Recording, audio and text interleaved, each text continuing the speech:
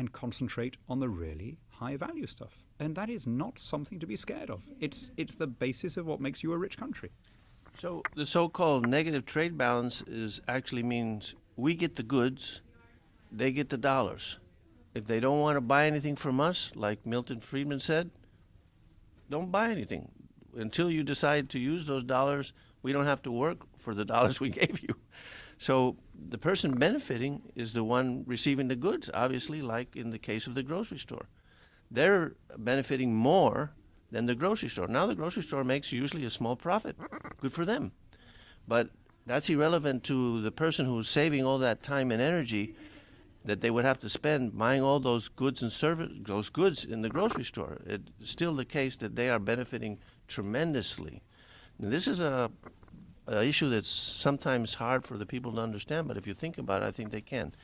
The other one, and I appreciate you for breaking it down, the other one is even harder to understand, which is what you mentioned before, which is even if the other country can do everything cheaper than you, you're still better off trading with them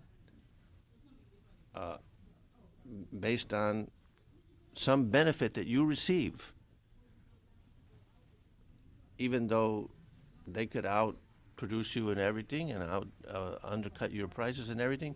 Still, and the only way that I've seen this proven is by getting a conceptual common denominator, which is the amount of time you have to spend to produce X amount of dollars or X value. Right. And so when you add it up, if you still benefit with the trade, even though they are producing everything cheaper than you, you can still get a benefit from this trade.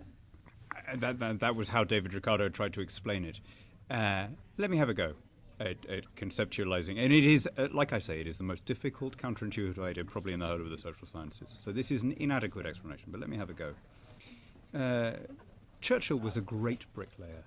Okay, around his house in Chartwell was a wall that he used to make in his spare time. It was how he relaxed. And the trowelmanship, if there is such a word as trowelmanship, on that wall is exquisite. It is, the guy really knew how to wield a mortar.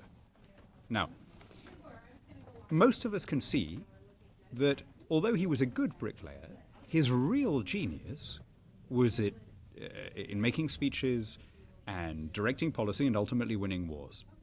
Okay? That was his comparative advantage, comparative to his skill as a bricklayer.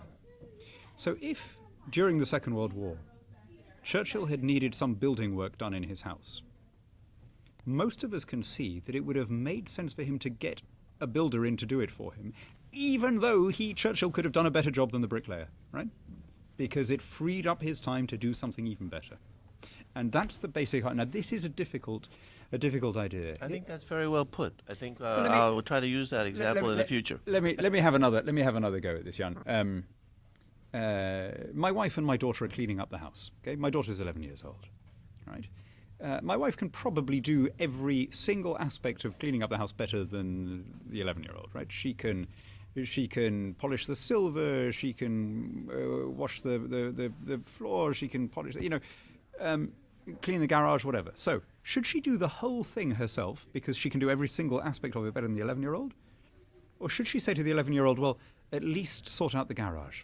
Because you can do that, even though I could do it better than you, because that frees up more time for me to do the other stuff. Now, when we translate that into... By the way, I should admit that I've just stolen that last example from the great Deirdre McCluskey.